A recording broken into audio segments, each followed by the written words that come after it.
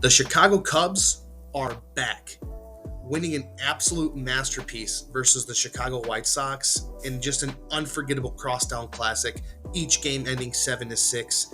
The Cubs then went on to face the Reds, took one game out of that series, but that game they did take, there was some serious positivity that I saw in the lineup. I see a lot of hate on X. I see a lot of just negativity in the media against this team this year. But I'm telling you right now, and you heard it here first, the Chicago Cubs are going to win the NL Central. Don't sleep on the Cubs. Hello, everyone. My name is Justin Winteroth. Welcome to another edition of Just Another Year Chicago Cubs. We're going to be breaking down the first game of a 3-game series against the Tampa Bay Rays, which is actually happening right now as I'm recording this. It's 2-1 in the middle of the 8th. And then also just kind of briefly going over the last few games the Cubs have had, where some bright spots, where some things to work on. So I appreciate you tuning in. Let's get to it. And like I said, I was actually recording this video in the middle of this game against the Tampa Bay Rays. And the Cubs just lost on a 3-run home run. It was a nice little walk-off there. Hector Neris gave up. Hey, that's okay. Again, we are on the upswing. This is going to be. I'm excited. I'm happy. It's no problem. The Cubs are going to come back from this. They're going to take the other 2 games. I'm not even worried about it. You know what I'm saying? But let's review today's game. Bellinger, Morel, PCA, and Bodie all had multiple hit games today. When's the last time in recent memory that you've seen the Cubs have multiple players getting multiple hits in a game? It's been a while. What does that tell you? It tells you that our offense is bouncing back. The reason why we lost this game was not offense. I don't even know why we lost this game. I don't know how we lost this game. That's okay, because if I can eliminate the offense, that's good, because that has been an issue, but now it seems like everything is bouncing back to where it should. The only real missing piece here, I think, was that Ian Happ didn't hit the ball at all. And if Ian Happ was anything he has been recently, which has just been electric. I mean, thinking back to his performance from June 4th till now, he's had 5 hits and he's had 6 RBIs. I mean, that's huge. A lot of these have been clutch hits as well. And considering where he was the early part of the season, right now is a huge, huge upgrade. But he's got to come through in these games specifically where everyone's hitting. We can't have games where only Ian Happ is hitting and then everyone else is not. It's got to be everyone's hitting, everyone's getting insurance on the board. If you have not already, please like this video, subscribe, and comment "Go Cubs Go" for your chance to win a Shota Imanaga jersey. The winner's going to be announced on June 30th. We originally had planned for this to be June 10th, but things change, and I make the rules, like I said.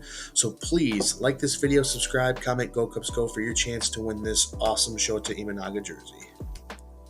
As far as pitching goes, Jameson Taillon went out there and does exactly what he does every time, which is give you a good quality 5 innings, gives you 5 strikeouts, gave up some hits, gave up a walk, but he did exactly what we know he's capable of.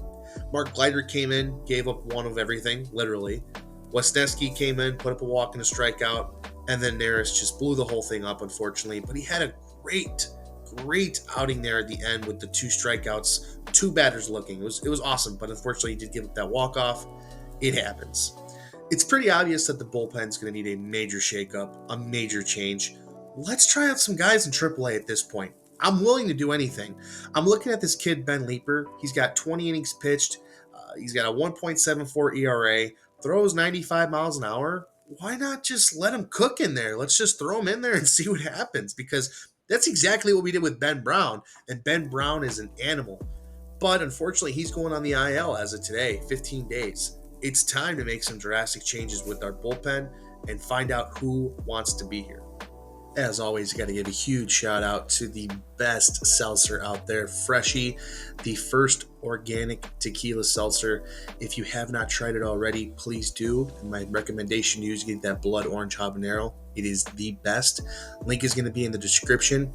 Go to your nearest vendor and get as many as you possibly can, because this is the drink of the summer.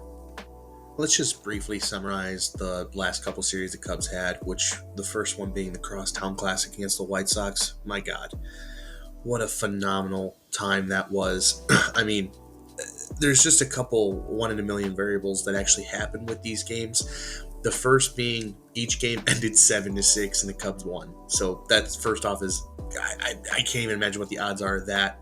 Secondly, Mike Tauchman hit a walk-off home run in that game, and he lived every suburban childhood dream in the suburbs of Chicago.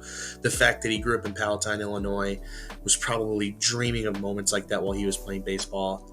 It's just 1 in a million that happened.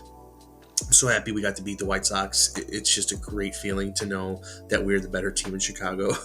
And then we had a 4-game series against the Cincinnati Reds where we dropped the first 3 and took the last one, thanks to Mr. Ian Happ for the 3 RBIs he gave us in that game. Again, we lost to the Rays, but it's onward and upward from here. Today's player of the game is none other than Pete Crow Armstrong, PCA. Just because I make the rules here, and I love this guy. His base running ability is incredible. He brought an amazing energy to the game when he hit that infield single, and then he took second off of a bad throw. I mean, geez, you really can't be any happier with this kid. He really, really wants to be here, and he really wants to see this team succeed. He is the Chicago Cubs, and I think honestly within the next year or two, he is the next big star in the making. I think he has a Ellie De La Cruz vibe. I think he has a potential Aaron Judge type of status if he keeps going. I'm so excited for this kid. I love this guy. Let's keep it going. Wrapping this all up, folks, all I'm going to say is that the Cubs have lost their last 22 of 36 games. Again, it is not a big deal. We're at the point in the year where we're approaching All-Star time, where we can kind of recollect, reconvene, and just really understand what needs to happen. Like I said, we got to bring some guys up. We got to give some different pitchers a chance here. So I'm really, really putting my faith in the Craig Counsell. I believe in him. I believe in his thoughts. I believe in his process. I think that this is going to be the time for him to really understand, hey, this is my team. What do I do now? We are going to be just fine, as I always say. And as always, thank you guys so much for tuning in. My name is Justin, again with just another year Chicago Cubs. Let's win the NL Central, baby. Have a wonderful night.